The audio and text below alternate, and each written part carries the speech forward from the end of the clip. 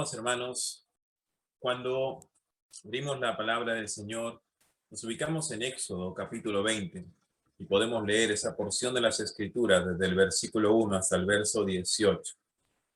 Y traemos a la memoria este momento tan crucial. Quisiera que podamos leer esta porción de la palabra juntos. Dios habló y dio a conocer todos estos mandamientos. Yo soy el Señor tu Dios. Yo te saqué de Egipto, del país donde eras esclavo. No tengas otros dioses además de mí. No te hagas ningún ídolo, ni nada que guarde semejanza con lo que hay arriba en el cielo, ni con lo que hay abajo en la tierra, ni con lo que hay en las aguas debajo de la tierra. No te inclines delante de ellos, ni los adores. Yo, el Señor tu Dios, soy un Dios celoso. Cuando los padres son malvados y me odian, yo castigo a sus hijos hasta la tercera y cuarta generación. Por el contrario, cuando me aman y cumplen mis mandamientos, les muestro mi amor por 1000 generaciones. No uses el nombre del Señor tu Dios en falso. Yo, el Señor, no tendré por inocente a quien se atreva a usar mi nombre en falso. Acuérdate del sábado para consagrarlo. Trabaja 6 días y haz en ello todo lo que tengas que hacer. Pero el día séptimo será un día de reposo para honrar al Señor tu Dios. No hagas en ese día ningún trabajo, ni tampoco tu hijo, ni tu hija, ni tu esclavo, ni tu esclava, ni tus animales, ni tampoco los extranjeros que vivan en tus ciudades. Acuérdate de que en 6 días hizo el Señor los cielos y la tierra, el mar y todo lo que hay en ellos, y que descansó el séptimo día. Por eso el Señor bendijo y consagró el día de reposo. Honra a tu padre y a tu madre, para que disfrutes de una larga vida en la tierra que te da el Señor tu Dios. No mates, no cometas adulterio, no robes, no des falso testimonio en contra de tu prójimo. No codicies la casa de tu prójimo, no codicies su esposa, ni su esclavo, ni su esclava, ni su buey, ni su burro, ni nada que le pertenezca. Ante ese espectáculo de truenos y relámpagos, de sonidos de trompeta y de la montaña envuelta en humo, los israelitas temblaban de miedo y se mantenían a distancia. Estamos reunidos en un día que no es muy común y como que la mente se siente un poco desubicada y descuadrada. No es como estar un domingo en la mañana, se siente como que diferente, ¿no? Pero vamos a superar un poco ese asunto, esas impresiones que tenemos internamente, y vamos a tratar de reflexionar en este pasaje que creo que es bastante conocido. ¿Y quién no ha escuchado, quién no ha leído algo acerca de los 10 mandamientos de la ley de Dios? No creo que la mayoría, todos en el mundo, aún los ateos, han leído y saben acerca de los 10 mandamientos, cuál es el tema de fondo de los 10 mandamientos. Pero no se comprende. El problema es que no se entiende claramente la revelación de Dios, la intención de Dios. Hemos hecho un recorrido, creo, regular a lo largo de estos últimos meses. Y espero que eso nos haya ayudado a comprender mejor a Dios, la persona de Dios. Porque fácilmente se puede juzgar decisiones de Dios sin conocerlo. Y usualmente eso hace el mundo, ¿no? Juzga lo que Dios hace, pero no entiende por qué lo hace. Entonces se le tilda de asesino, de genocida, de etcétera, etcétera, etcétera, porque no se entiende por qué hace las cosas Dios. La nación de Israel no era una nación. Yo sigo insistiendo en esto, que constantemente lo he repetido a lo largo de esta serie, y es que son 4 generaciones, 400 años inmersos en una cultura totalmente contraria a Dios, contraria a los mandatos, a las leyes de Dios. Entonces, ¿qué se puede esperar de este pueblo que muy entusiastamente es sacado, da lores, grita a Dios, pero que no lo conoce, no entiende lo que está haciendo Dios? Entonces lo encontramos murmurando, quejándose, reclamando, ve un milagro de parte de Dios y a los días está nuevamente otra vez en la queja. Y es un patrón que hemos ido viendo nosotros en las últimas semanas a través de los capítulos anteriores. Pero desembocamos este capítulo. Si vemos en resumidas cuentas,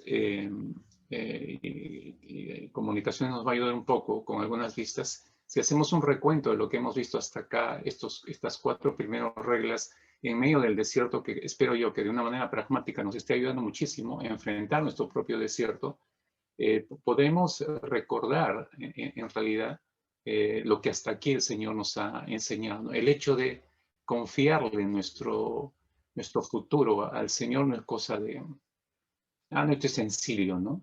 Seguimos luchando. Yo estoy seguro que a pesar de aprender estas reglas, muchos de los que están escuchándonos en esta noche siguen luchando con este asunto de confiarle todo su futuro al Señor. Porque no lo han hecho en el pasado, no lo han podido hacer en el presente y corre riesgo el futuro, en realidad, en confiar en lo que Dios puede hacer más en lo que nosotros podamos hacer. Y decía yo en semanas pasadas, ¿por qué confiar en el futuro nuestro en las manos del Señor? Porque Él tiene un plan y el plan de Dios siempre va a ser mejor que el nuestro, ¿no? Y si Él quiere llevarnos a la medida y a la estatura de su Hijo Jesucristo, ese plan es mucho mejor, es espléndido, a diferencia de nuestros propios planes terrenales.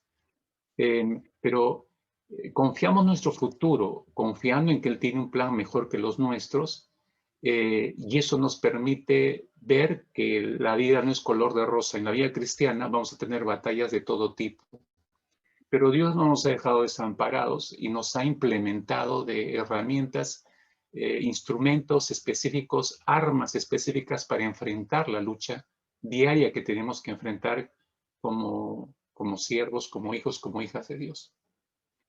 Pero era necesario recordar, mis hermanos, y solo la semana pasada veíamos esta 4ª regla en medio del desierto, como Israel. Ellos no lo conocían.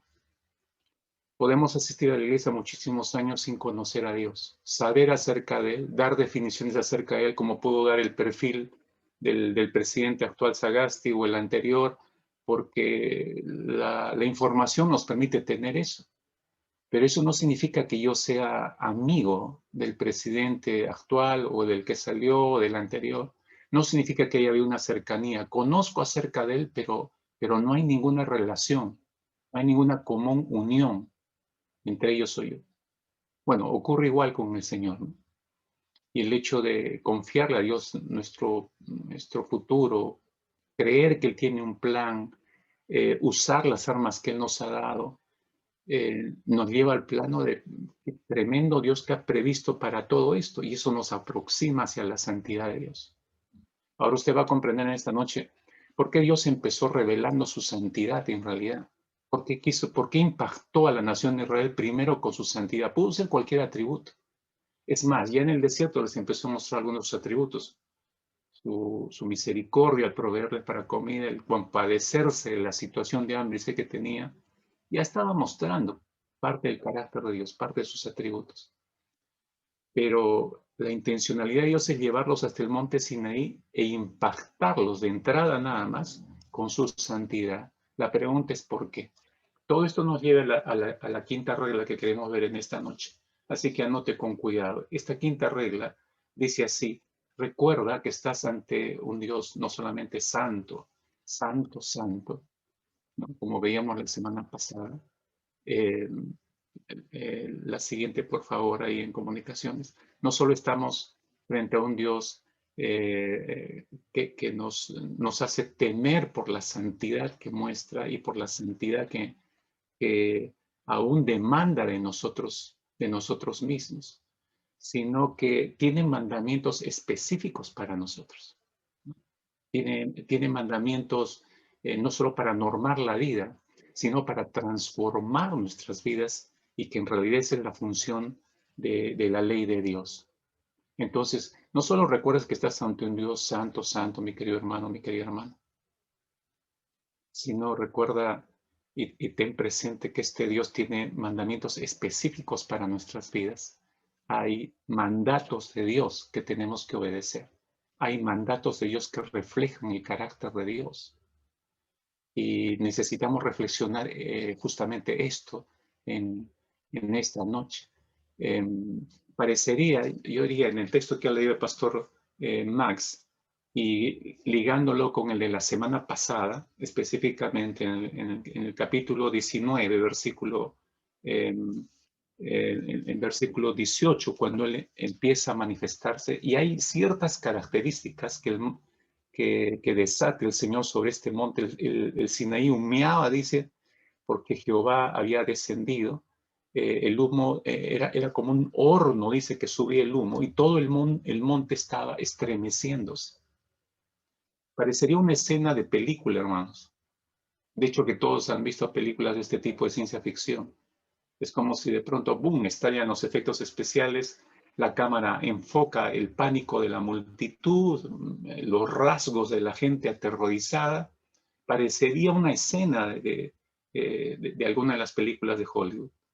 Y en forma específica, si usted se da cuenta en el versículo 18, todo el pueblo, dice, percibía lo que estaba ocurriendo allí, ¿no? Mientras el monte se estremecía, el pueblo estaba observando esto y todo el pueblo estaba en esa condición de estremecimiento, ¿no? Ante los truenos, los relámpagos, el sonido de bocina. Ahí en el capítulo 20, versículo 18, para ver cosas más específicas de la reacción del pueblo, leemos que todo el pueblo percibía los truenos. Nadie dejó de oír todo esto. Los relámpagos, el sonido de trompeta, el monte humeante, y dice que todos estaban temblando y todos por eso prefirieron mantener la distancia. Esa descripción es muy significativa para entender lo que produjo en ellos este primer encuentro como nunca antes lo habían tenido. Fíjese, ellos veían la columna de humo, veían la columna de fuego en las noches, habían caminado regular trecho viendo esto y sabían que era la presencia de Dios, habían visto abrir el mar rojo, habían visto las 10 plagas, operar el poder de Dios. Y por eso pensaron que conocían a Dios o que sabían todo de Él, pero ya delante del monte Sinaí, por eso digo significativo, temblaron, se mantuvieron a distancia, estaban estremecidos al punto que ya no quisieron oír. No era todo lo que ellos creían acerca de Dios. Esta es la reacción de un pueblo ante la presencia de Dios en el momento de recibir los 10 mandamientos, porque a continuación Dios llama a Moisés y empieza a darle los 10 mandamientos. Por supuesto, esta escena ha sido parte de muchas películas en Hollywood, ¿no? Sin embargo, a pesar, mis hermanos, a pesar de la magia, como le llaman al cine, la magia de los mejores efectos especiales, es imposible, mis hermanos, transmitir la sensación de miedo, de terror, que debió haber sentido todo el pueblo de Israel ahí en las faldas del Sinaí. Los truenos, los relámpagos, se pueden producir para el cine. Por eso hablo de efectos especiales. Y hoy en día se puede producir de una manera asombrosa, ¿no? Al igual que los temblores de la tierra, las expresiones del rostro de la gente, todo eso se puede reproducir. Pero hermanos, es imposible reproducir, ni siquiera entender, ni siquiera aproximarnos con la imaginación a la presencia palpable del Dios invisible. Eso no lo puede reproducir nadie. Así como la presencia de Dios, mis hermanos, es impactante, atemorizante. La ley de Dios es estremecedora en la misma dimensión. ¿Por qué, hermanos? Porque temblamos ante las exigencias de la ley de Dios. Temblamos ante las consecuencias de no obedecer esa ley de Dios. La justicia de Dios nos infunde miedo prácticamente. Y nos estremece más el hecho de saber y de entender y comprobar en la práctica que nos es imposible obedecer toda esa ley. Y ahí está la gran frustración del ser humano. Y esa frustración en el ser humano producida en lo profundo de su alma trata de compensarla de alguna manera o hasta eliminarla con explicaciones obviamente muy humanas provenientes de la psicología muy humana. ¿Y qué es lo que hace la psicología humana? Trata de ayudar al hombre para que supere en su subconsciente esta frustración. ¿Qué utiliza la psicoterapia? Los libros de autoayuda, para hacerle pensar al ser humano que esto no es real, es algo interno y que tú puedes superarlo, que puedes salir adelante. Esta es una frustración que viene desde nuestros ancestros y cuando hablan de ancestros, pensando en la evolución del ser humano. Y entonces eso se puede tratar psicológicamente y tú puedes superarlo y puedes seguir con tus proyectos, tus planes en la vida. Pero esa no es la forma de enfrentar la frustración de enfrentar a un Dios tan santo y tan demandante a través de su ley. Como cristianos podemos caer, mis hermanos, constantemente en el mismo error. El apóstol Juan, en su Evangelio, capítulo 1, versículo 17, dice que la ley fue dada por medio de Moisés. La ley fue dada por medio de Moisés. Pero luego agrega y dice, pero la gracia y la verdad fueron hechas realidad por medio de Jesucristo. Y usted rápidamente puede ver el contraste acá. Hay un claro contraste entre la ley y la gracia traída por Cristo Jesús. Es clarísimo el contraste. Sin embargo, el apóstol Juan no desecha la ley, no repudia la ley, si se da cuenta. Entiende Juan que la ley mosaica sirve como, o es necesaria, es un necesario precursor de la encarnación de Jesucristo y de la obra redentora que vino a cumplir nuestro Señor. Por eso, en el mismo Evangelio, versículos más adelante, me refiero al versículo 29, señala el apóstol Juan o identifica a Cristo Jesús como el Cordero de Dios que quita el pecado del mundo, la culminación de lo que viene a ser el Hijo de Dios. Estas palabras de Juan se cobran sentido frente al telón de fondo de la narrativa de Éxodo y la recepción de la ley de Moisés. Porque todo lo que ocurrió en Éxodo y a través de Moisés era un pálido reflejo de lo que venía más adelante. Y todo apuntaba a Jesucristo. Solamente para ordenar un poco nuestra mente, te doy este dato para entender la estructura, ¿no? de los 5 primeros libros de la Escritura llamada el Pentateuco. La ley de Moisés, en la que estamos haciendo referencia, es prácticamente la segunda sección principal del Pentateuco. La primera sección del Pentateuco consiste en todo el libro de Génesis hasta el capítulo 18 de Éxodo.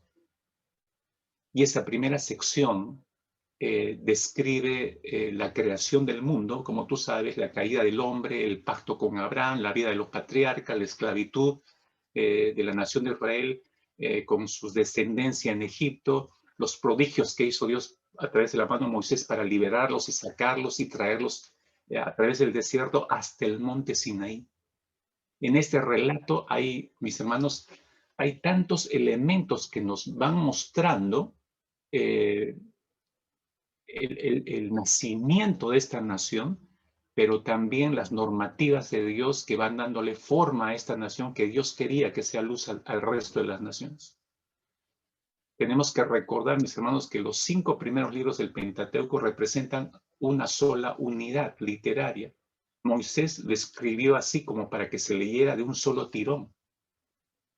Mire, en la primera sección, como usted tiene ahí en la vista al lado izquierdo, en esa primera sección del Pentateuco, que le dije que abarca todo Génesis hasta el capítulo 18 de Éxodo, hay 68 capítulos. 68 capítulos. En la segunda sección, en la parte izquierda, que abarca entre el capítulo 19 de Éxodo y hasta el capítulo 10 del libro de Números, hay 58 capítulos. 58 capítulos. Entonces, como yo le decía, todo fue compuesto, estructurado cuando lo escribió Moisés, guiado por el Señor, con el fin de leerse en voz alta frente a la congregación de Israel de un solo tirón. El deseo de Moisés, el propósito de Moisés al escribirlo de esta manera fue preparar a los israelitas para vivir como un pueblo de Dios en la tierra prometida, como un pueblo santo. Esa era la intención. Entonces, lo que estamos viendo desde la semana pasada fue que la intención de Dios al conducir a Israel hasta el monte Sinaí no fue solamente para que conociera el monte como un efecto de turismo, hermanos, no. Sino comprendimos la semana pasada que Dios empezó a darse a conocer a la nación de Israel, a una nación, mis hermanos, que lo había perdido de vista en los últimos 400 años. Que no entendía en realidad quién era Dios. A un pueblo que había visto el poder de Dios a través de 10 plagas de Egipto, pero eso no significaba que ya tenía un conocimiento absoluto de quién era su libertador. Ni siquiera en el hecho de que Israel, cuando se unió al cántico de Moisés, recuerdan, después de que cruzan el Mar Rojo, ni siquiera en ese momento donde ya hemos analizado un poco ese cántico y los términos de exaltación de Dios, ni siquiera eso lo podemos tomar en cuenta para decir que Israel conocía bien a su libertador, porque no era así. Entonces Dios toma siempre la iniciativa. Entonces Dios, entendiendo esa situación, es Él el que quiere revelar su carácter a la nación de Israel. Y lo lleva al monte Sinaí justamente para hacer eso, para revelarle su carácter. Entonces vemos en la descripción que hace en Moisés, empezando el capítulo 20, dice, y habló Dios todas estas palabras. Moisés nunca dice que Dios le dio 10 mandamientos. Moisés habla de las palabras que Dios habló. Las palabras que Dios habló allí en la montaña. Pero el punto es que a través de estos 10 mandamientos que le va a dar a Moisés, Dios empieza a revelar su propio carácter. ¿Y qué es lo que vamos descubriendo, mis hermanos? Quizá la siguiente vista nos va a ayudar a entender un poco mejor esto. Y voy rápidamente. Fíjese en el primer mandamiento que escribe en aquellas tablas el Señor, versículo 3, le dice específicamente, no tendrás dioses ajenos delante de mí. No tendrás dioses ajenos delante de mí. Ese es el primer mandamiento de la ley de Dios. ¿Y qué nos muestra? ¿Qué estaba revelando Dios de su carácter? Él es un Dios no solamente santo, porque eso fue lo primero que les mostró, eso fue con lo que impactó, con eso ganó la atención de la nación de Israel, hubo un primer temblor en sus corazones, entonces lo empiezan a conocer como ese Dios santo, pero cuando empieza a diagramar su carácter a través de los 10 mandamientos, lo primero que les muestra es que Él es un Dios único. En este versículo que acabamos de leer, versículo 3, Dios muestra que es un Dios único, hermanos. Único. Después que capta la atención con todo el temblor de la montaña, capta la atención de la nación de Israel, el Dios que creó el monte Sinaí lo estaba estremeciendo. Dios les empieza a revelar, como digo, estas 10 leyes que reflejan el carácter moral de Dios. Empiezan a mostrarse como Él es a la nación de Israel. Y empieza en este versículo, ¿no? Ahora, si usted se da cuenta, si Él está revelando que Él es un Dios único, de hecho ya este mandato exige lealtad única a Él, a este Dios único. ¿Por qué Dios exige este tipo de lealtad a la nación de Israel? Le doy la razón rápidamente. Porque ningún otro ser, mis hermanos, ningún otro ser tiene valor intrínseco. Es decir, ningún otro ser tiene valor por sí mismo, solo Dios. Todos los demás seres creados que existen sobre esta tierra han sido creados por Dios, tienen un valor, pero ese valor deriva del Creador, deriva de su Creador. Tú, yo, todos los seres humanos, no tenemos valor por nosotros mismos. El valor que tenemos como seres humanos lo hemos recibido de Dios, nuestro Creador. Solo Dios tiene valor en sí mismo, intrínseco, porque nadie lo creó. siempre existió. Por eso es único. No hay nadie igual a Él, mis hermanos. Absolutamente no hay nadie igual a Él. Dios es único y es nuestro Padre. Por eso Dios debe recibir toda la alabanza. Porque por encima de Él, mis hermanos, no existe alguien superior. No existe. Entonces, piense conmigo, si Dios es el único ser supremo por encima de todos los hombres y Él nos creó, entonces Él tiene todo el derecho a demandar lealtad única de parte de su creación, de parte de cada uno de nosotros. ¿O no, mis hermanos?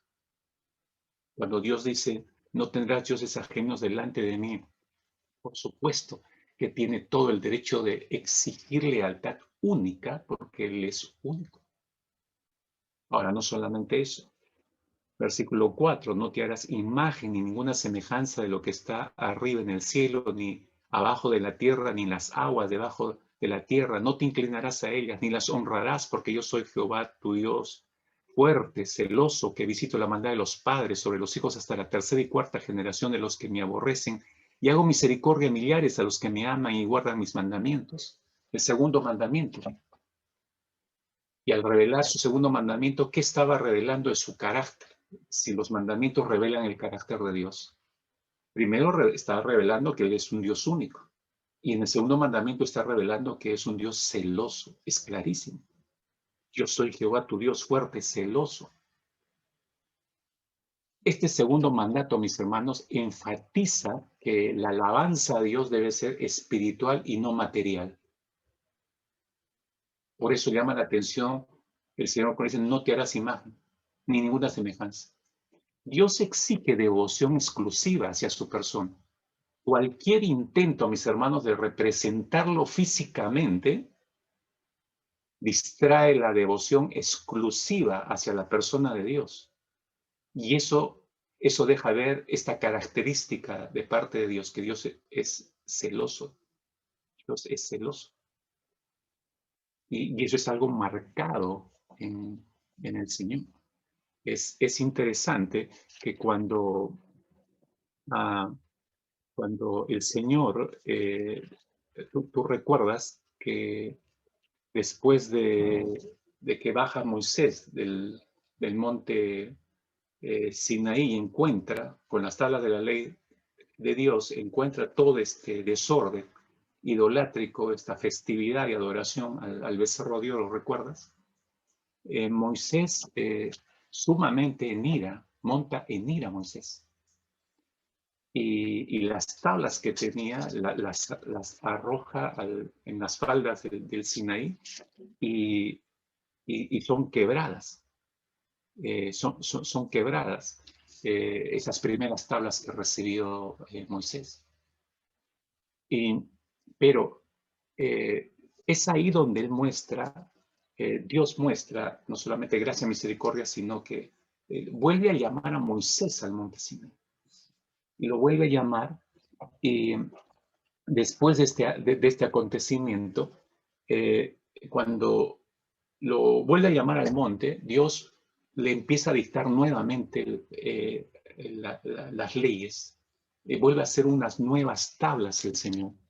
Pero en esas nuevas tablas y en ese tiempo que pasó con el Señor reescribiendo estas tablas, le apertura más lo que en la primera oportunidad le explicó acerca de sus mandamientos. Es decir, le da mayores datos, le abre más el panorama a Moisés. En el capítulo 34 del libro de Éxodo, si tiene su Biblia ahí cerca, encontramos que haciendo énfasis, y estamos en este asunto de que Dios es un Dios celoso, en esta característica del carácter de Dios, es enfatizado con mayores datos en esta segunda oportunidad Moisés.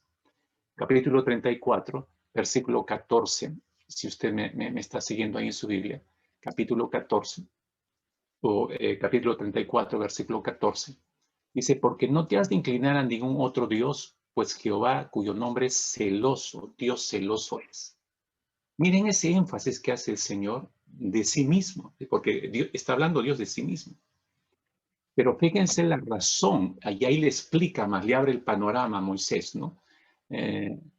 después de decirle que él es celoso, Dios celoso, verso 15, por tanto le dice, no harás alianza con los moradores de aquella tierra porque fornicarán en pos de sus dioses, vas captando la figura, y ofrecerán sacrificios a sus dioses y te invitarán y comerás de sus sacrificios y tomando de sus hijas para tus hijos y fornicando sus hijas en pos de sus dioses, harán fornicar también a tus hijos en pos de los dioses de ella. ¿Te das cuenta cómo enfatiza en este asunto de desvío de adoración hacia otros dioses sirios? Si Dios escogió a este pueblo, solo lo quiere para él. Entonces, cualquier manifestación de este pueblo que quiera reemplazar esa exclusividad, ¿no?, de adoración que exige Dios, Dios reacciona celosamente. Y tiene toda la razón de que sea así, mis hermanos. No te harás dioses de fundición, termina diciéndole a Moisés, ¿no? Entonces, te das cuenta cómo está revelando sus mandatos, pero lejos de que, como muchos creen, que solo escribió mandato ya, que obedezcan. No, hay algo mayor detrás de todo esto. Y es Dios mismo mostrándose, dándose a conocer. En tercer lugar, regresando a Éxodo capítulo 20, versículo 7, el tercer mandamiento de la ley de Dios, no tomarás el nombre de Jehová tu Dios en vano, porque no dará por inocente Jehová al que tomare su nombre en vano. Interesantes. Dios es un Dios único, Dios es un Dios celoso, pero también es un Dios justo. Él está revelando que Él es un Dios justo en su carácter. Porque fíjese, el nombre de Dios es todo lo que Dios es. Y tomarlo así a la ligera, obviamente que tiene una reacción de parte de Dios. Entonces dice justamente eso, no dará por inocente Jehová al que tomare su nombre en vano. Hermanos, si cualquiera pudiera tomar el nombre del Señor, que es santo, sumamente santo como Él, y usarlo ligeramente, y Dios no hiciera absolutamente nada, entonces no es justo. Entonces no es justo para nada. Pero justamente Dios está exhortando y está advirtiendo que no va a dar por inocente a aquel que haga esto. Entonces eso significa que Dios va a tomar medidas con respecto a esto, y eso muestra parte de su carácter, que Él es justo. Él es un Dios justo. Versículo 8, el cuarto mandamiento de la ley de Dios. O sea, acuérdate del día de reposo para santificarlo. Este ha sido un mandamiento malinterpretado, llevado a extremos, se le da otro significado, ha nacido toda una secta de adoración del famoso Shabbat, etcétera, etcétera. Pero creo que hay que enfocarse bien en lo que Dios dijo. Acuérdate el día de reposo para santificarlo. 6 días trabajarás y harás toda tu obra, mas el séptimo día es reposo para Jehová tu Dios. No hagas en él obra alguna, tú, ni tu hijo, ni tu hija, ni tu siervo, ni tu criada, ni tu bestia, ni tu extranjero que está dentro de tus puertas. Porque en 6 días hizo Jehová los cielos y la tierra, el mar y todas las cosas que en ellos hay, y reposó en el séptimo día. Por tanto, Jehová bendijo el día de reposo y lo santificó.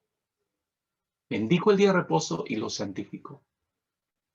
¿Qué está mostrando de su carácter Dios a través de este cuarto mandato?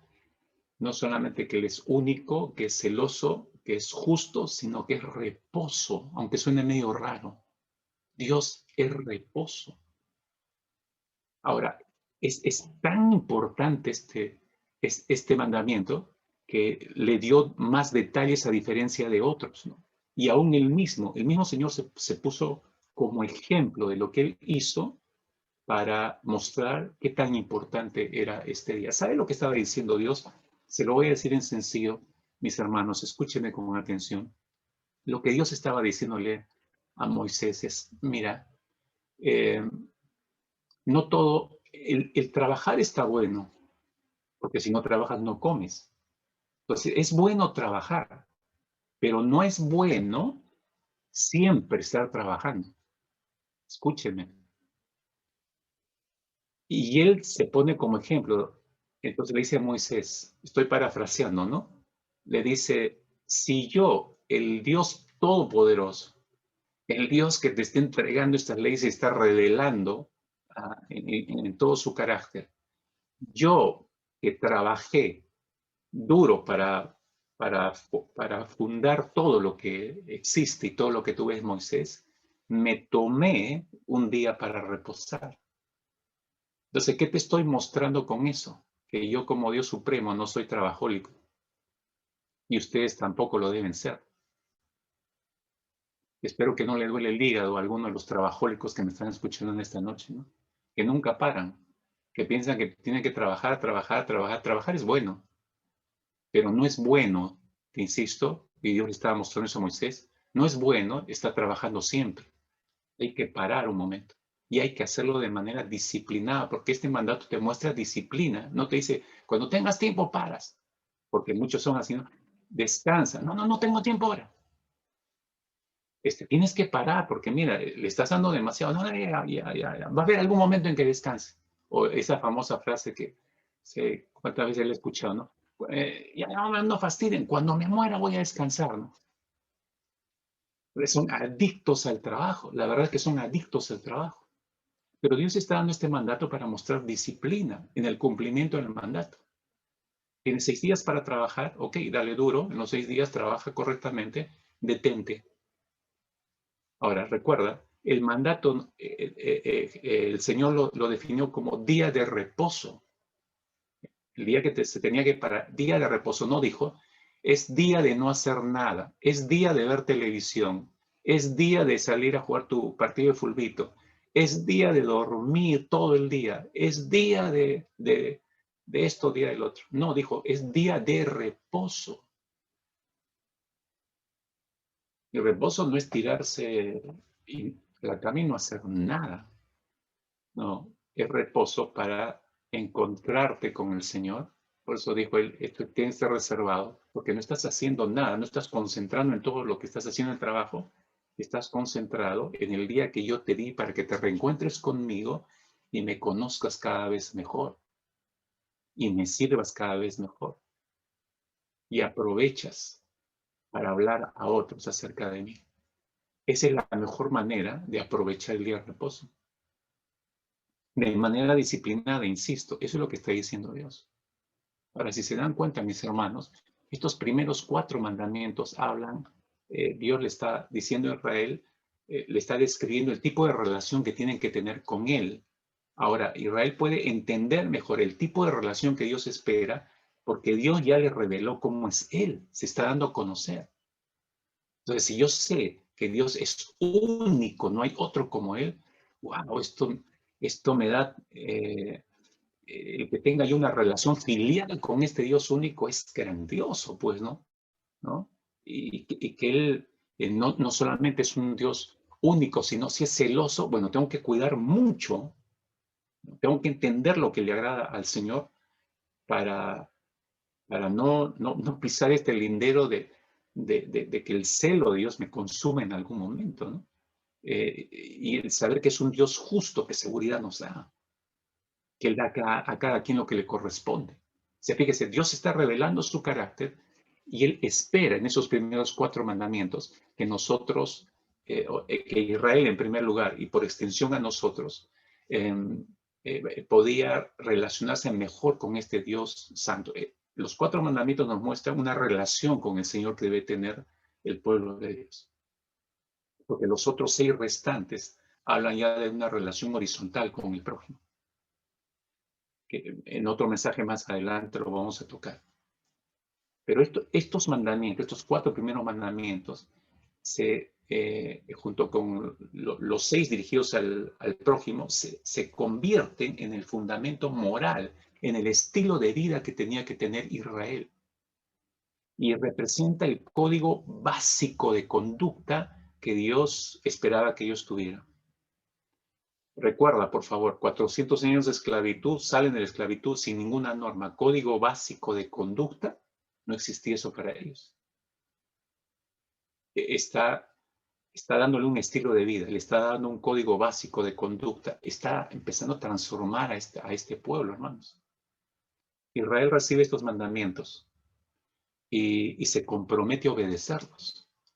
Pero solo días después, tú sabes, está construyendo un becerro y está adorándolo. ¿Por qué, hermanos? ¿Sabe qué refleja eso? La eterna lucha de todos los seres humanos en el interior del alma. ¿Cuál lucha? ¿Dejar reinar o no dejar reinar a Dios? De eso se trata. Friedrich Nietzsche, este filósofo de siglos pasados, ateo, dijo lo siguiente en cierta oportunidad: el hombre en su orgullo creó a Dios a su imagen y semejanza. Entienda bien lo que está diciendo este hombre, ¿no?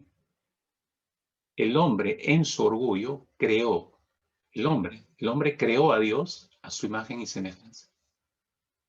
¿Habrá escuchado semejante aberración, mis hermanos? Ahora, ¿qué quiso decir Nietzsche con esto? No otra cosa que el hombre no necesita de Dios para nada. Él se basta solo. Y si no necesita a Dios, no necesita de sus mandamientos. Si el hombre puede crear él mismo a Dios, entonces puede también hacerlo desaparecer. De hecho, que posteriormente Nietzsche dijo la famosa frase que vimos la semana pasada: Dios ha muerto. Agregó a todo esto, ¿no? Dio el puntillazo final, ¿no? Dios ha muerto, ¿no? ¿Y eso qué significa? Que el hombre ocupaba su lugar. Entonces, si el hombre puede crear a Dios, entonces también puede prescindir de él. Y es que el hombre, ¿por qué hace esto? Porque no quiere, hermanos, anote y subraye esto: el hombre no quiere rendir cuentas a nadie. No nos gusta rendir cuentas a nadie de nuestra existencia. El ser humano cree que puede ser más justo que Dios. El ser humano piensa que puede ser más recto que Dios. Y si puede serlo, entonces no necesita de Dios. ¿No es cierto? Regresando a Juan Calvino, él dijo lo siguiente: aprendemos a sobrevivir deseando encontrar a alguien que sea más pecador que nosotros, para que comparándonos parezcamos justos y rectos. Luego, cuando hacemos solo una buena obra, tenemos la satisfacción de habernos elevado a un plano moral más alto que los demás. Nos engañamos por este impulso de autoconfianza. ¿Qué descripción para más precisa, digo yo, de lo que somos los seres humanos, de cómo funciona nuestra alma y cómo funciona nuestra mente? Es tremendo cómo nos ha afectado el pecado en nuestra forma de pensar. Entonces decía yo, el hombre por eso no necesita que alguien lo supervise, no necesita rendir cuentas a nadie, se niega a rendir cuentas a alguien de su existencia. Pero cree, lo interesante es que el hombre cree que está muy bien y que está vivo. Pero ya lo podemos leer en el libro de Apocalipsis, en las famosas cartas que se escribe a las iglesias ahí en Apocalipsis. La carta que le llega a la iglesia de Sardis, por ejemplo, refleja perfectamente esto que estoy diciendo. Apocalipsis capítulo 3, el versículo 1 dice: escribe al ángel de la iglesia en Sardis, el que tiene los 7 espíritus de Dios y las 7 estrellas, dice esto: yo conozco tus obras, que tienes nombre de que vives y estás muerto. Mire, es un mensaje a una iglesia, se supone de creyentes, que creen que están vivos, pero aparece el Señor y les dice: no están vivos, ustedes creen que están vivos, están muertos. Es más que impresionante, es impactante, porque el mensaje va a la totalidad de una iglesia, ni siquiera es acepción de personas hay el Señor, es toda la iglesia. Es terrible que una iglesia llegue a un punto de creer que está bien y está muerta. Hermano, Dios nos libre de llegar a ese punto. Pero esto muestra, ¿por qué cree esta iglesia de Sardis que estaba viva? Porque prescindió de Dios y cree que puede manejar su vida sin Dios. Por eso cree que tiene vida. Nadie puede tener vida fuera de Cristo Jesús. Nadie. Por eso se ve claramente eso en las Escrituras. El estado de muerte espiritual es el estado clásico de la humanidad. Pero bueno. Todo se termina, mis hermanos. Fíjese cómo Dios muestra con su ley lo que Él es. Y eso tiene un efecto. El primero que recibió el efecto de esto fue Moisés. Uno quizás se puede imaginar así, creo, muy limitadamente, por supuesto, cuando él estuvo escuchando todas las explicaciones de Dios de cada uno de los mandamientos. Yo me imagino a Moisés, no sé, tratando de meterse debajo de alguna piedra cada vez que escuchaba la voz tronante de Dios dando una explicación, porque él sabía, iba descubriendo la dimensión del Dios que le estaba hablando, pero al mismo tiempo se daba cuenta de la dimensión de él como ser humano y hombre pecador. Estar delante del Dios santo, santo, y el saberse pecador, lo entiendo, Moisés. El buscar una piedra para meterse debajo, de hecho, que creo que ocurrió así.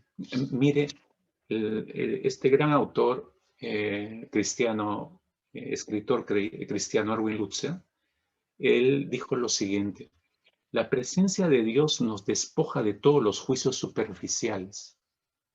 La presencia de Dios.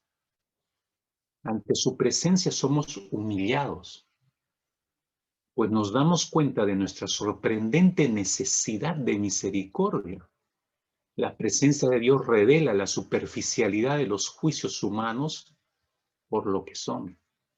Es decir, ¿quién se va a poner de pie delante del Señor y cruzarse de brazos y campante y no pasó nada aquí? Hermanos, la presencia de Dios nos despoja de todo juicio superficial. Si yo creo que soy bueno, queda por tierra mi juicio. Si yo creo que he avanzado algo y que soy un buen cristiano, entre comillas, eso queda por la borda. Insisto, porque el pararnos delante de un Dios sumamente santo, hermanos, trae abajo cualquier argumento nuestro que creamos que nos describe como buenas personas, como buenos evangélicos, cuando en la realidad no es eso.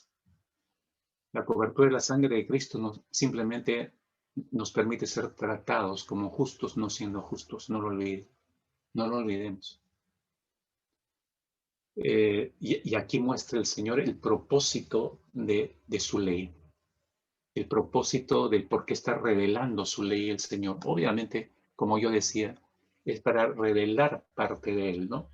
El gran Juan Calvino dio una explicación de cuál era el propósito por el cual reveló Dios su ley. Y me permito tomar la descripción que hace Juan Calvino, una triple razón que da Calvino para explicar el propósito de la revelación de Dios.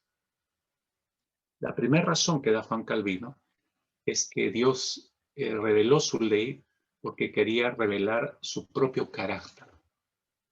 Dios quería revelar su propio carácter. Y porque esto es importante.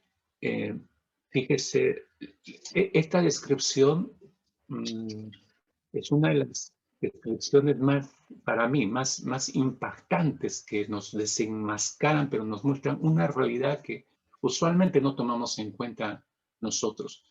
Cuando Dios muestra su carácter, fíjese, usted y yo hemos estudiado a través de algún curso los 10 mandamientos, los hemos leído o hemos leído algún comentario probablemente, pero cada vez que entramos en contacto con estas páginas y volvemos a releer, volvemos a escuchar los 10 mandamientos, es como si Dios en persona estuviera repitiéndonos ese momento en que reveló su carácter. Y este es el comentario de Juan Calvino que nos trae esta realidad. Y es un tema que no solemos pensar así como así. Juan Calvino dijo lo siguiente, fíjese, pensando en la revelación del carácter de Dios. Calvino dijo: aún los hombres santos del mundo antiguo, pensando en todos los santos antiguos testamentarios, aún los hombres santos en el mundo antiguo, siempre que mantuvieran su mirada de manera horizontal, o sea, aquí en la tierra, atadas a este mundo, pueden pensar en sí mismos como semidioses. Ese es el peligro. Y halagarse a sí mismos por sus logros.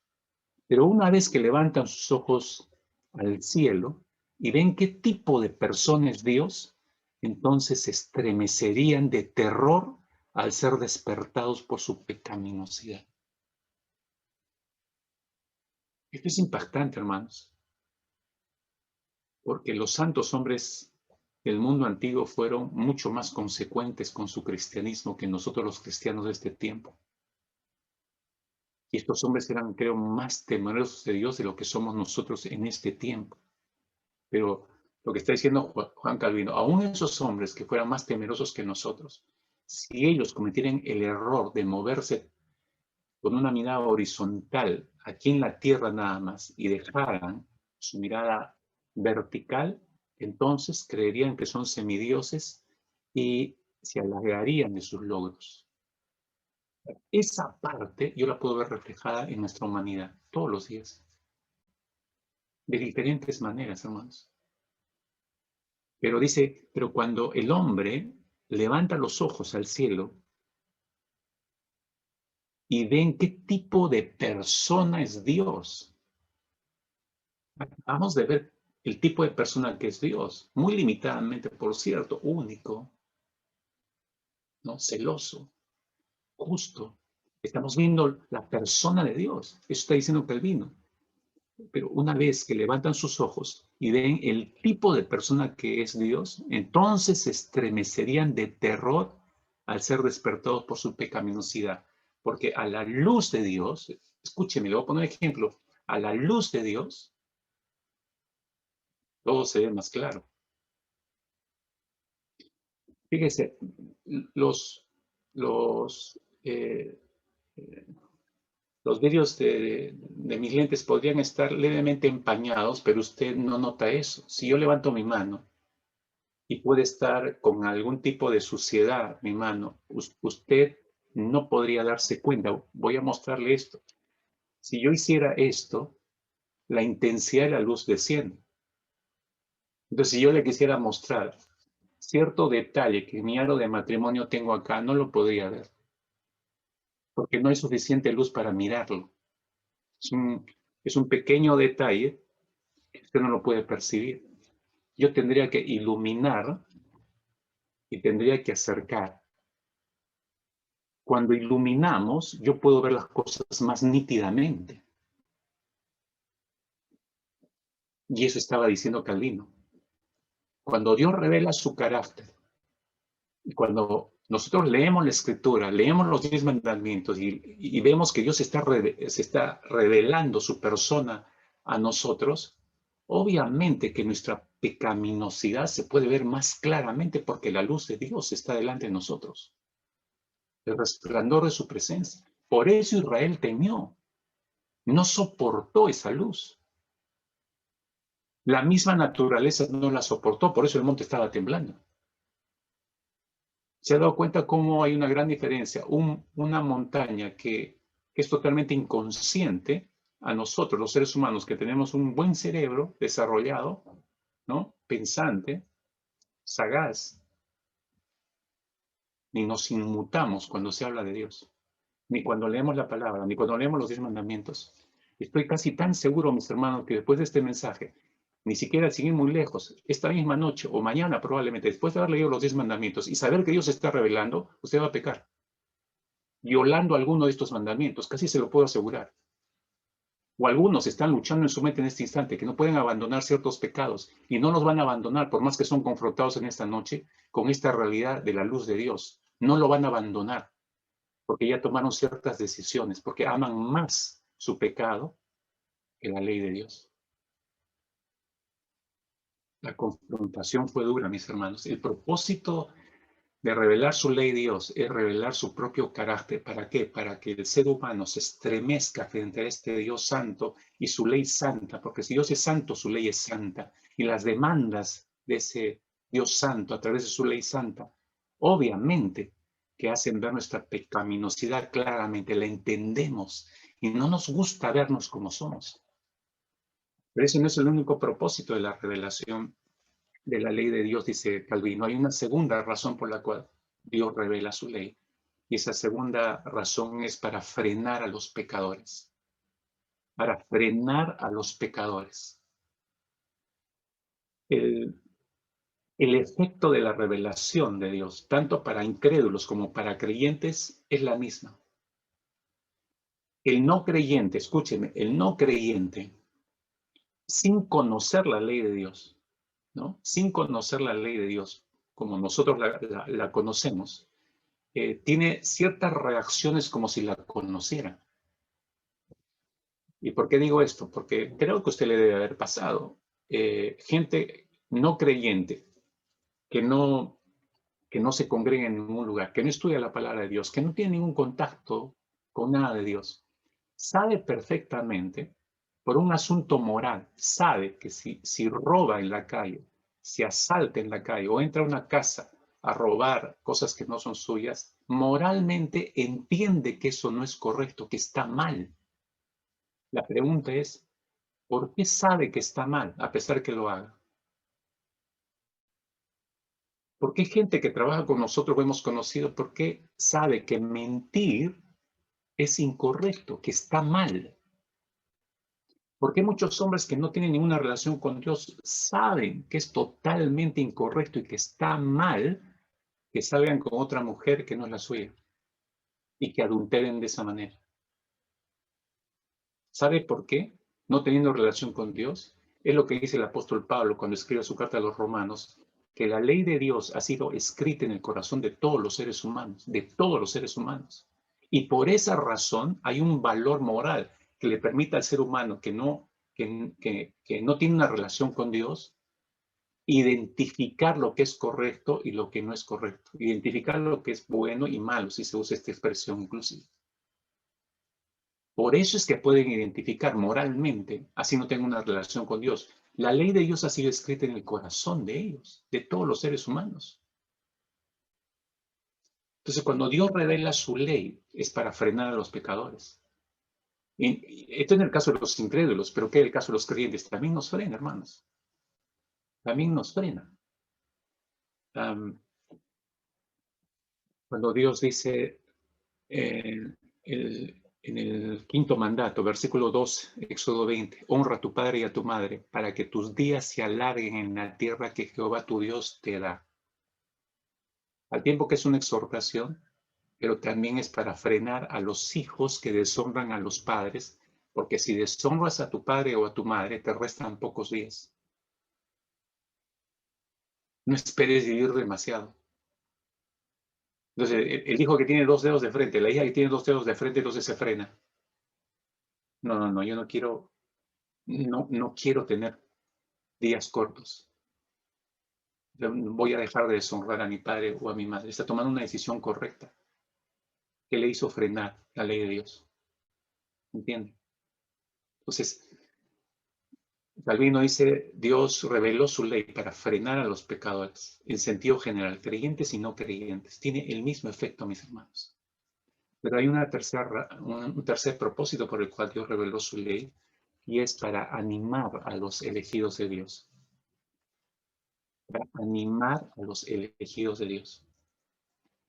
La ley, mis hermanos, la ley de Dios fue puesta para recordarnos a cada uno de nosotros que estamos bajo el juicio de Dios. ¿Por qué? Porque hemos fallado en cumplir todo lo que la ley demanda, ¿no? Pero al mismo tiempo, mis hermanos, la ley fue dada para apuntarnos a alguien mayor, que es a Cristo Jesús, porque Él vino a cumplir toda la ley y a través del cumplimiento total de la ley de Él, nosotros, cuando recibimos a Cristo y lo enseñoreamos sobre nuestras vidas, entonces Él nos pone bajo su cobertura. En Él hallamos el cumplimiento de toda esa ley. Ahora, fíjese cómo opera la ley de Dios, porque cuando Dios dice, no matarás, sexto mandamiento de la ley de Dios, no matarás. Él nos está exhortando, nos está animando a que no lo hagamos. Y si somos sabios, vamos a escuchar y gracias, Señor, por animarme a no hacer algo que mi carne podría tender a hacerlo, pero no lo voy a hacer. Gracias por animarme, Señor. Cuando Dios dice no cometerás adulterio, no hurtarás, nos está animando a no hacer esto, a no proceder de esa forma, porque no sería bueno. Nos está animando, animando a no hacer nada de estas cosas. Ahora, si tú te das cuenta, Dios no ofrece recompensas. No sé si te has percatado de esto, ¿no? Porque da los 10 mandamientos y dice, si tú obedeces, yo te voy a recompensar. Si tú obedeces el primer mandamiento y no tienes dioses ajenos, yo voy a recompensarte con esto. No dice eso el versículo 3. Tampoco el segundo mandamiento, versículo 4. Si no te haces imágenes, yo te voy a recompensar con esto, con aquello, diría el mandamiento. O si pasamos a la sección de los mandamientos horizontales dirigidos al prójimo, ¿no? Regreso donde empieza con el quinto mandamiento de la ley de Dios, honra a tu padre y a tu madre, ¿no? Esta es una advertencia, claro, ¿no? Es la salvedad de los 10 mandamientos, ¿no? El hecho de que tendría largura de días, ¿no? Pero el resto son tan puntuales y escuetos. Si tú no ves un ofrecimiento de parte de Dios, si obedeces te va a ir muy bien, te voy a dar esto. No matarás, no dice más, punto. No cometerás adulterio, punto. No te ofrece nada. ¿Por qué, hermanos?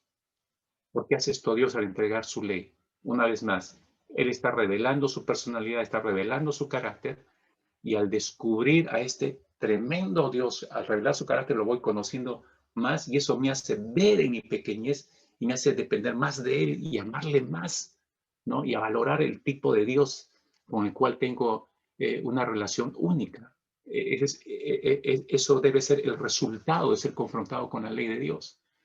Pero, ¿qué me anima a poder obedecer todo lo que Dios me está mandando? No son ofrecimientos de recompensas de parte de Él, por eso no los hay. Porque Dios apunta hacia otro lado. Quiere que nuestra única motivación, hermanos, si los 10 mandamientos reflejan su carácter y su personalidad, descubrimos que los 10 mandamientos, Dios nos está mostrando lo que le agrada a Él. Porque Él no va a dar un mandamiento que le desagrade a Él. Nos está dando cosas que le agradan a Él. A Él le agrada que no tengamos dioses ajenos. A Él le agrada que no hagamos imágenes y afectemos lo celoso que es Dios. A Él le agrada que no tomemos en mano su nombre. A Él le agrada que guardemos el día de reposo y no seamos trabajólicos. A Él le agrada que honremos a padre y madre. Le agrada que no matemos. Le agrada que no hurtemos. Él está revelando lo que a Él le agrada. Entonces, esa debe ser la motivación. Al conocer el carácter de Dios, entonces sé lo que le agrada a Dios. Y mi motivación para obedecerlo no son las recompensas, mis hermanos, ni la corona que me va a dar allá arriba. No. Mi motivación es, si a Él le agrada esto, yo quiero agradarle a Dios. Si voy a hacer esto y si voy a obedecer esto es porque quiero agradarle a Dios. Quiero que Él se sienta complacido. No tengo otra meta, no tengo otro propósito. Espero que eso le quede claro, hermano, hermana, porque hemos malentendido tanto los 10 mandamientos que resultan una carga y Dios no nos los dio para que sea una carga.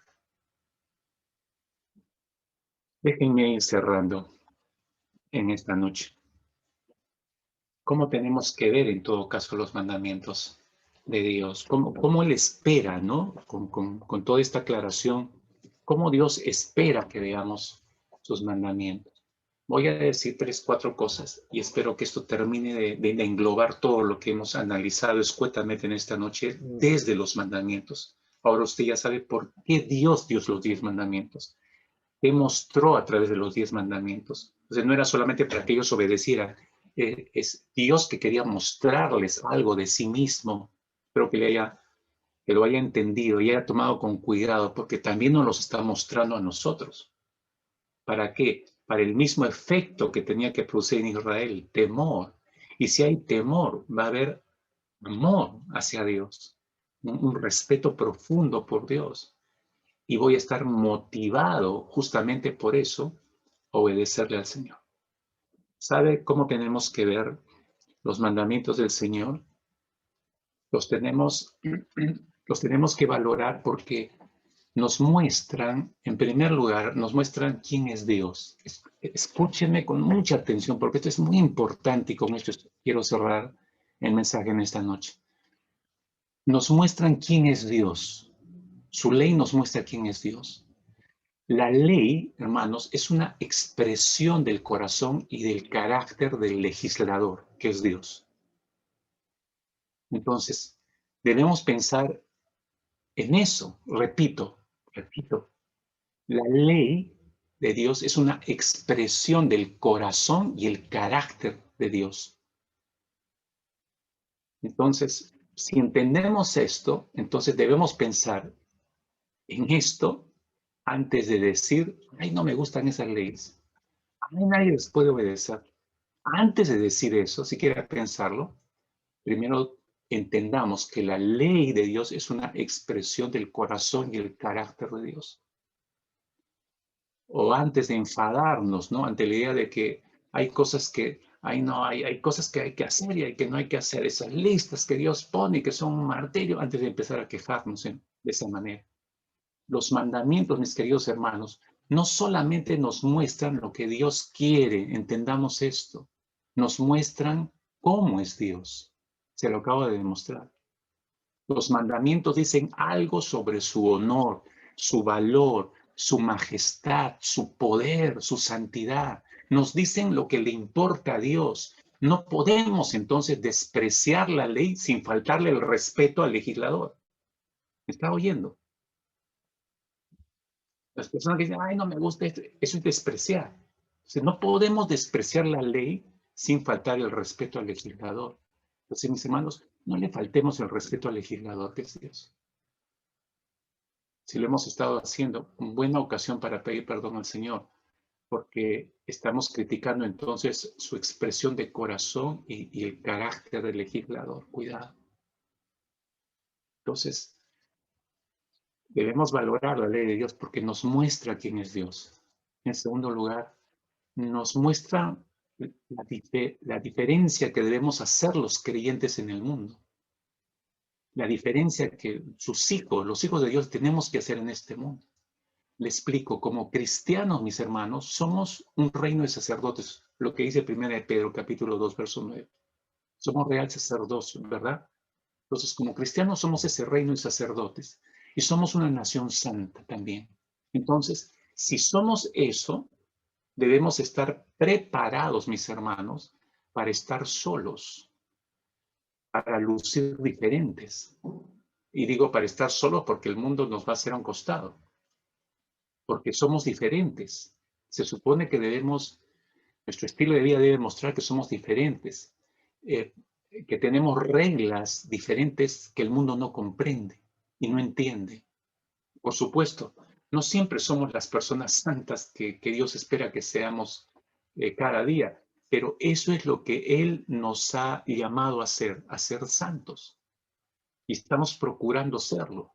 Es lo que somos, mis hermanos. Para eso fuimos rescatados, redimidos y salvados. Somos el pueblo de Dios, apartados para vivir de acuerdo a los caminos de Dios. Para eso fuimos redimidos. Entonces tenemos que hacer una diferencia. Nuestra vida tiene que mostrar una total diferencia en este mundo. ¿Y cómo logramos esa diferencia o lograr tener ese estilo de vida que es diferente? Jesús dijo algo interesante y con eso cerró su tiempo aquí en la tierra. Mateo 28, 19 y 20, ¿recuerda? Dijo que después de evangelizarlos, el proceso de discipulado tenía que ser en base a lo que Jesús había enseñado, enseñándoles que guarden todas las cosas que yo les he mandado. Mientras nosotros guardemos todas las cosas que el Señor ha mandado, mandamientos, entonces nuestro estilo de vida va a cambiar, vamos a ser diferentes y vamos a poder mostrar al mundo un estilo de vida totalmente diferente, como estoy diciendo. Entonces tenemos que valorar la ley, porque la ley que nos lleva, escuche, la ley nos conduce al Evangelio. Por eso es que nosotros predicamos y presentamos la ley y el Evangelio, porque la ley nos lleva al Evangelio. La ley nos lleva al Evangelio. Y el Evangelio nos da a conocer quién transforma nuestra vida, que es Cristo Jesús. Por eso debemos valorar la ley, porque también, en tercer lugar, la ley no nos despoja de nuestra libertad, sino que nos provee más bien de libertad. Con demasiada frecuencia escuchamos, mis hermanos, que los 10 mandamientos nos limitan, como si los caminos de Dios nos mantuvieran así agarrados del cuello y esclavos en servidumbre. Y esa posición en la que nos coloca la ley de Dios frustra todos nuestros sueños, nuestros planes. No podemos porque hay mucho que obedecer. Y Dios dice, no, no, no, no, no. ¿Y cuánta gente ve así la ley de Dios? Como que Dios es un aguafiestas. Nos frustra para alcanzar nuestro mayor potencial y nuestros sueños y nuestros planes de toda la vida.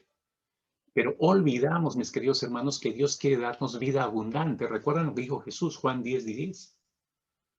Yo he venido para que tengan vida abundante. Entonces, Él no vino para hacernos la vida imposible.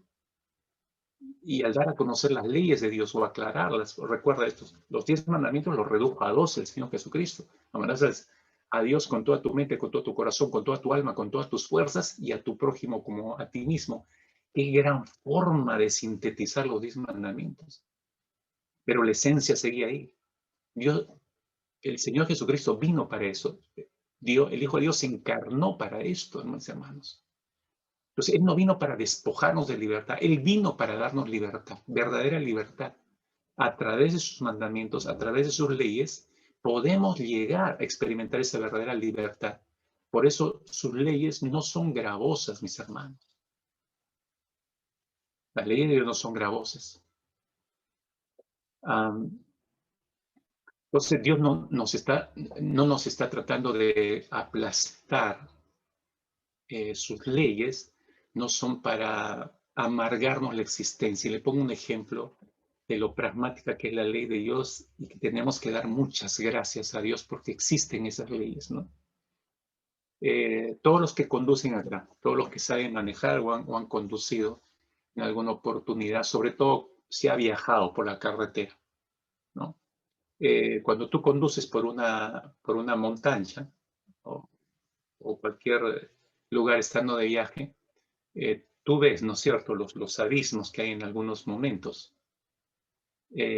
Pero al borde de la carretera hay barandillas, ¿correcto? Hay barandillas. Ahora, cuando tú estás conduciendo y tú ves estas barandillas, tú empiezas a criticar, ay, ¿a quién se le ocurrió colocar estas barandillas que obstruyen la vista preciosa de todo lo que se ve allí? ¿Reniegas de que haya barandillas? ¿Verdad que no? Por el contrario, más bien agradeces. Más bien agradeces de que esas barandillas estén ahí, de que alguien las puso ahí para tu seguridad. ¿No es cierto? Y es que es así, alguien trabajó duro para colocar esas barandillas a gran costo para nuestro bien, para que nosotros podamos viajar con libertad y con seguridad, mis hermanos. Por eso están esas barandillas ahí. Por eso están los mandamientos del Señor ahí, para que puedas vivir la libertad que Dios en Cristo Jesús te ha dado y puedas caminar en esa libertad con seguridad. Pero nosotros somos tan locos que vemos la barandilla, ay, ¿quién puso esto? Ay, ¿por qué será Dios así? Y queremos hacerlas desaparecer, pero ahí está el abismo. No te olvides, ahí está el abismo. Los 10 mandamientos, mis hermanos, no son instrucciones de cómo salir de Egipto, son reglas para que la gente libre permanezca en libertad. Y por si acaso, y termino con esto, todavía sigue siendo relevante la ley de Dios para los cristianos de hoy en día. Porque tú has escuchado esa vieja candaleta, ¿no? No, el Antiguo Testamento es para Israel.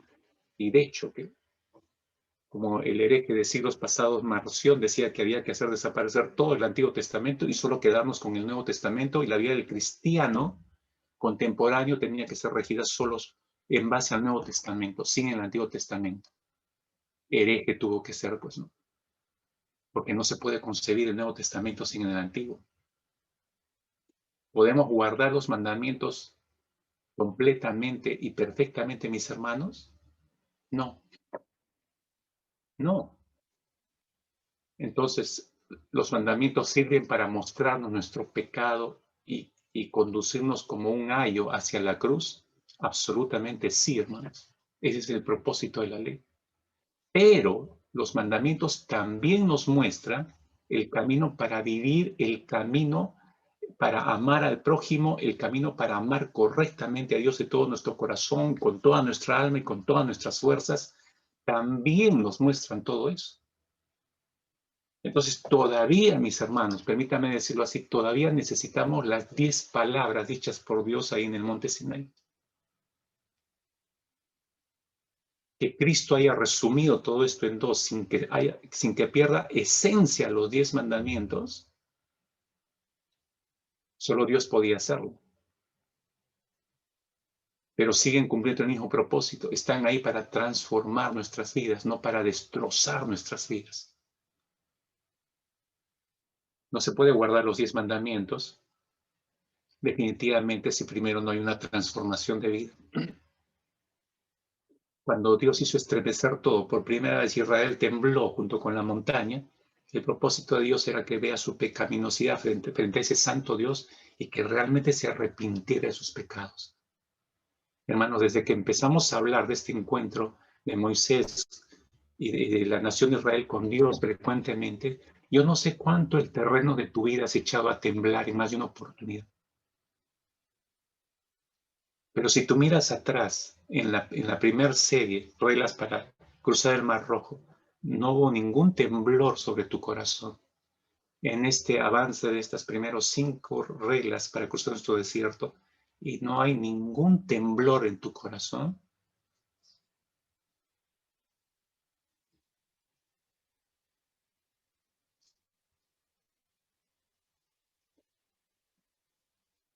yo decía el domingo pasado, acompañemos a Moisés, permitámonos sentir todos los estertores de esa montaña ahí arriba, escuchar los relámpagos, ver el humo humeante, ver el fuego sobre esa montaña.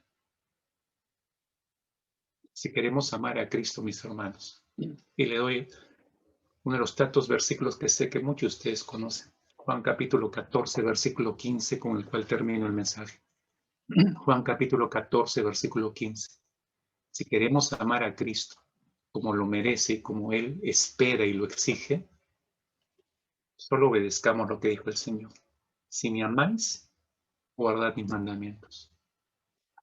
Si me amáis, guardad mis mandamientos. ¿Qué más se puede agregar a eso, mis hermanos? Absolutamente nada. Dios ha sido tan claro hasta aquí, hermanos míos. Espero que al recordar los 10 mandamientos te haya estremecido internamente y te obligue no solamente a verlos de forma diferente, sino a darte cuenta que detrás de esos mandamientos está el carácter de Dios, la personalidad de Dios sumamente santo, mostrándose a nosotros. Oremos ahí, por favor. Oremos ahí. Oremos ahí. Padre, hay momentos en que cuando entramos a tu palabra o terminamos de estudiarla, Señor, buscamos en nuestra mente y corazón si habría alguna palabra que agregar y no encontramos ninguna, porque tú nos has dejado sin ninguna palabra, Señor. No hay ni siquiera una frase que podríamos agregar. Por momentos nos imaginamos como Israel en las faldas del monte Sinaí, solo escuchando todo lo que está ocurriendo. Y luego, Señor, a Moisés bajar y sentarse con el pueblo después de todo el acontecimiento de idolatría que tuviste que abrir la tierra para que se tragase a todos los idólatras. Pero al quedarte solo con tu remanente, Moisés se sentó y explicó toda la ley que nuevamente se la diste, Señor. Imaginarnos allí sentados escuchando, no solamente leer a Moisés, sino explicar, y junto a sus explicaciones, Señor, detallar cómo Dios le dijo todo esto y cómo se manifestó Dios. Yo no sé si muchas de las personas que estaban escuchando esto tuvieron que tomar sus mantos y tapar sus rostros de vergüenza, Señor. ¿Quién puede mantenerse en pie ante un Dios tan santo como tú? Ciertamente no podemos obedecer ninguno de estos 10 mandamientos a plenitud, Padre. Y tú lo sabes, toda una vida, Señor, lo has sabido. Y nos conoces perfectamente. Pero ahora conocemos el propósito, Señor, de estos mandamientos. Tú sabías que no íbamos a poder obedecerlos. Y si en alguna medida, por amor a ti, vamos a buscar obedecer tus mandatos, Señor, no es en nuestras fuerzas. Y desde ahora clamamos por las fuerzas tuyas, porque solamente con tus fuerzas podría ser posible obedecer esto. Ayúdanos a mantenernos enraizados en ti, amado Jesús, enraizados en ti.